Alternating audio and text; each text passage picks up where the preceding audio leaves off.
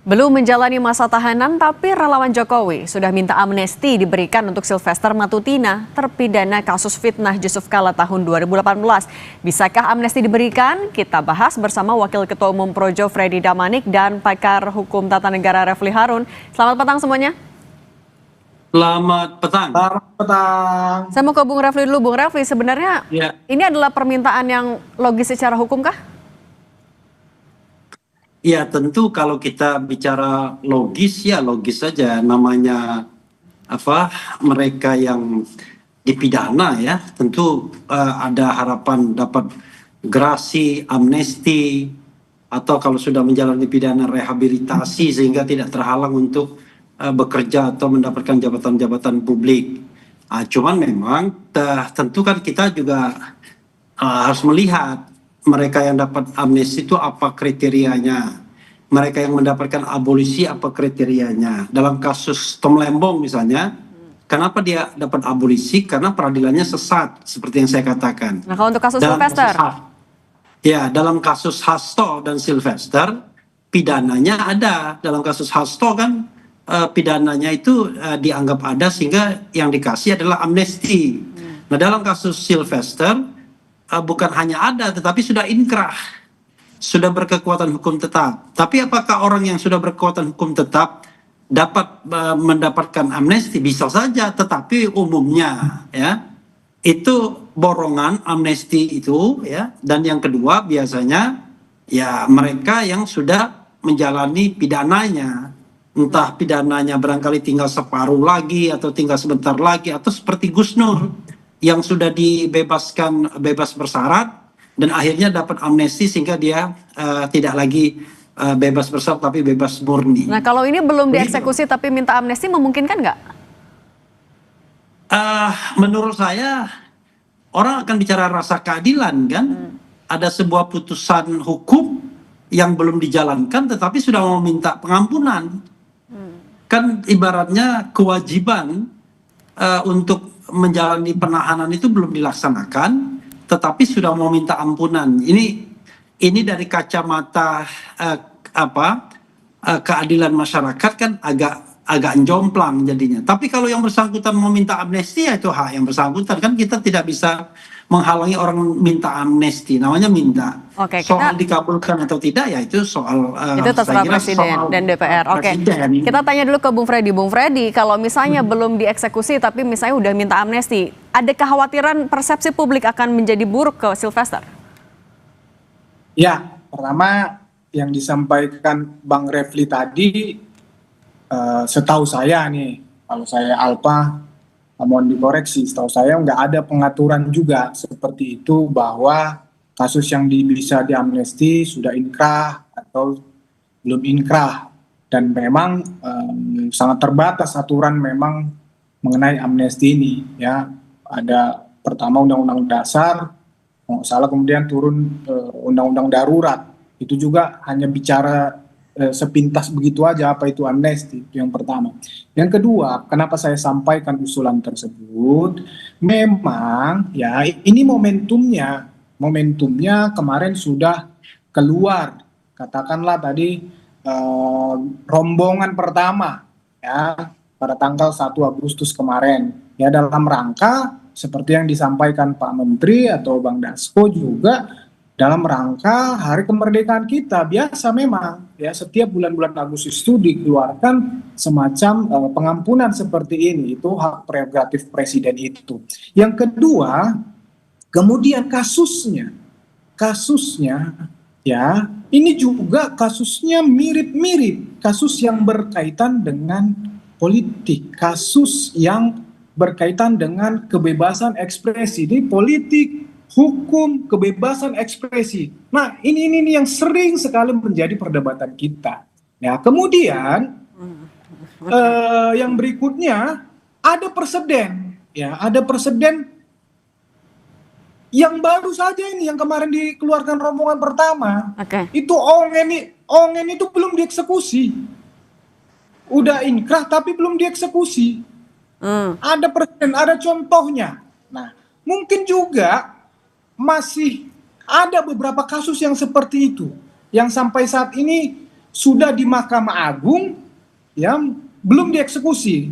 Oke. Tadi saya baca di media sedang di list lah kasus-kasus yang mirip-mirip yang berkaitan dengan itu. Nah, ini yang Artinya paling karena penting. politis sehingga Ini pantas satu dapat lagi, amnesti gitu ya Bung sebentar. Freddy?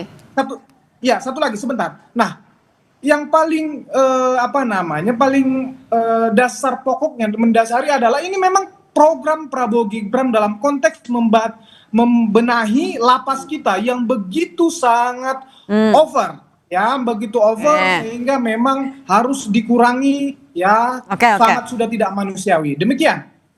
Oke, kalau gitu. Arti kalaupun politis Bung Refli, apakah ya amnesti bisa diberikan semudah itu juga oleh Presiden Prabowo? Tapi jangan dijawab dulu, kita akan sambung lagi usai jeda berikut ini.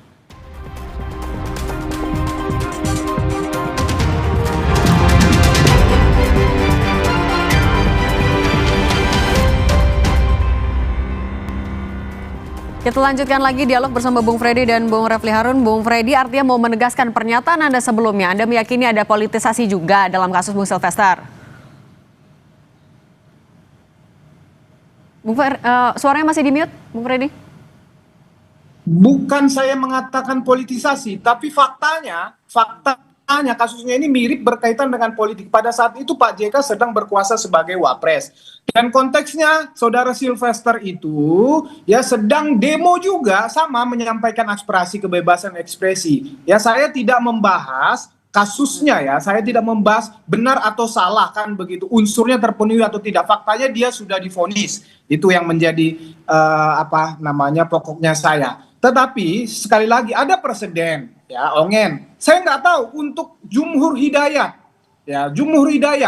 ya dia sudah divonis menyatakan apakah dia juga sudah dieksekusi. Nah, yang seperti ini sama kebebasan menyatakan pendapat juga. Nah, nanti kalau nanti bicara kriminalisasi, politisasi kan nanti berdebat panjang. Tetapi faktanya udah divonis. Itu yang mau sampaikan. Kasusnya ini mirip-mirip. Nah, kalau kita mau bisa juga ini kita jadikan momentum untuk memperbaiki permasalahan yang saya bilang tadi, ya, politik, kebebasan ekspresi dan hukum tadi itu. Ini sama-sama aparat penegak hukum, pemerintah, DPR menyepakati ini bagaimana sih kasus-kasus seperti ini, apa dihilangkan sama sekali sebebas-bebasnya atau memang perlu kita hargai otoritas negara dalam hal berhukum. Oke, kita tanya ke Bung Refli. Kalau gitu Bung Refli, apakah sebenarnya amnesti menjadi jalan satu-satunya sebenarnya untuk kasus seperti ini? Jadi gini, instrumen presiden itu ya itu ada 4. Ada amnesti, abolisi, rehabilitasi, dan gerasi. Biasanya kalau perseorangan dan diminta itu biasanya minta gerasi. Sama pengampunan juga. Bedanya adalah kalau gerasi itu diminta.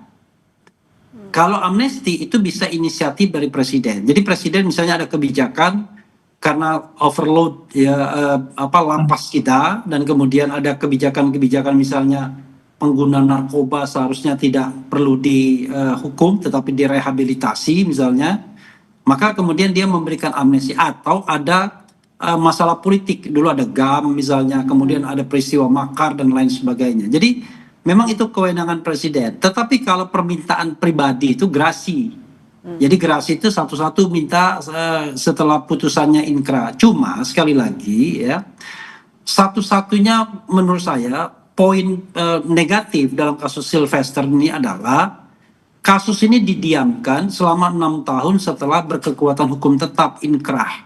Pertanyaannya adalah siapa di sini yang kemudian mendiamkan? Apakah Mahkamah Agung?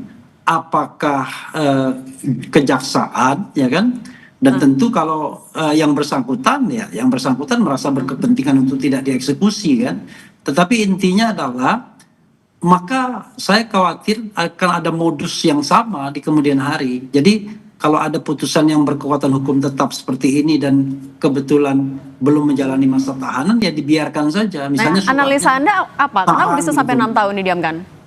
Ya sederhana bro, ya kan? Kan Sylvester bagian dari kekuasaan Jokowi. Sementara Jumhur Hidayat, Syahganda Nenggolan, Anton Permana itu para kritikus pada waktu itu. Kasus Anton Permana, Jumhur, itu kan kasus setelahnya, Edi Mulyadi. Ketika mereka kemudian dianggap katakanlah melakukan berita bohong, penghinaan dan lain sebagainya, langsung mereka ditangkap, langsung ditahan, langsung divonis, sehingga sudah clear semua. Nah, tahan dulu kalau urusan gitu. mereka adalah urusan rehabilitasi. Sylvester kasusnya didiamkan saja walaupun sudah inkrah. Nah, itu aja persoalannya. Tapi ya saya sih bukan urusan saya mau minta grasi atau amnesti. It is not my Kalau business. gitu tanggapan dari Bung Freddy gimana tadi kalau alasan sampai berlarut-larut kasus ini belum dieksekusi karena ya ada faktor tersembunyi? Ya, itu yang pertama itu beda hal lah ya, beda hal. Itu permasalahan sendiri ya yang perlu kita benahi kenapa seperti itu kan begitu. Itu klasik. Mulai dari putusan yang tidak pernah turun, apakah itu disengaja, dikondisikan atau apa, itu klasik lah. Termasuk juga apakah memang tidak dieksekusi kan. Nah, itu lain hal. Yang saya mau gambarkan tadi adalah sebelum ke situ saya mau kasih satu lagi. Bagaimana kita Bang Refli bisa menjelaskan kasus Ongen? Kalau tadi berbicara di zaman misalnya penguasa ya. Bagaimana kita menjelaskan Ongen yang sudah divonis juga belum dieksekusi sama juga bertahun-tahun. Ya, kasusnya menghina Presiden Jokowi juga dan ada pornografinya gitu loh. Nah, cuman yang mau saya sampaikan adalah pertama tadi ada momentumnya memang ini ya, momentumnya. Yang kedua memang ini kasusnya mirip-mirip. Kalau gitu kalau ada momentumnya Anda pede Sylvester akan dapat amnesti dari Presiden?